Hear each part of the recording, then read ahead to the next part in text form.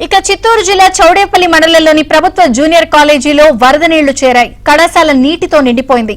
రాజా కాలువను ఆక్రమించి కట్టడాలు నిర్మించడంతోనే కాలేజీలోకి నీళ్లొస్తున్నాయన్న ప్రిన్సిపల్ ఈ విధంగా చెప్తున్నారు. ఇవాళ ఉదయం ఒక్కసారిగా వరద నీరు రావడంతో విద్యార్థులు భయభ్రాంతులకు లోనయ్యారు. ఇక ప్రభుత్వ అధికారులు తక్షణమే స్పందించి తమ సమస్యను పరిష్కరించాలని వారు కోరుతున్నారు.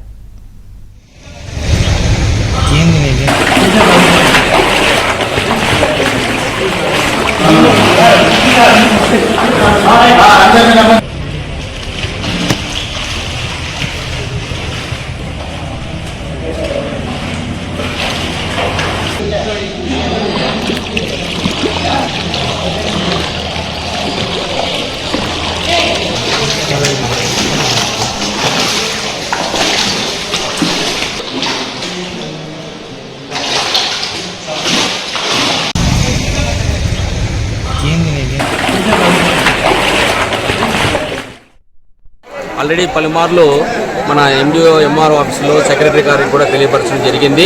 ఇట్లా వానలు వస్తే కాలువలు మూసుకుపోవడము, రాచకాలువలు ఆక్రమించడం వల్ల ఇటువంటి ఒక ప్రాపర్ వాటరు వెళ్ళేదానికి మార్గాలు కరెక్ట్గా లేనందువల్ల ఇట్లాంటివి ఉన్నాయి. ఇట్లా చిన్న చిన్న సమస్యలు వచ్చినప్పుడే వాళ్ళ దృష్టికి తీసుకెళ్ళిన తర్వాత కూడా ఇట్లాంటి ప్రాబ్లమ్స్ వాళ్ళు దాన్ని సార్ట్ అవుట్ చేయకుండా ఉండడం వల్ల ఇప్పుడు ఎక్కువ డ్యామేజ్ జరిగేదానికి వీలుగా ఇట్లా చుట్టుపక్కల ఉన్నటువంటి నీళ్ళంతా కూడా మా కళాశాలలోకి వచ్చేసే విధంగా ఈ కాలువలు లేనందువల్ల కాలువల నుండి నీళ్లు ఒక చెరువుకు వెళ్ళే విధంగా ఒక మార్గాల్ని పర్మనెంట్ మార్గాలు లేకుండా ఉండడం వల్ల ఇటువంటివి వస్తున్నాయి.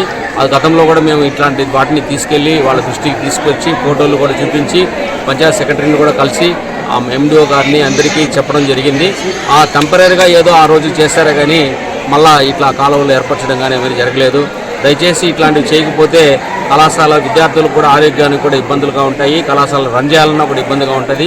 ఒకసారి రిక్వెస్ట్ చేస్తున్నాం అన్ని కన్సర్న్ అధికారులందరినీ కూడా దీనికి మీద కొంచెం చర్య తీసుకొని మాకు పర్మనెంట్గా ఇట్లాంటి ఏర్పడకుండా ఆ డ్రైనేజ్ సిస్టమ్ కానీ కాలువలు కానీ రాచ కాలువలు కానీ అన్నీ చూసి ఈ నీళ్ళంతా కూడా ఆ వాటి నుండి వెళ్ళి చెరువులోకి వెళ్ళే విధంగా మార్గాలు ఏర్పరచాలని మీ మూలంగా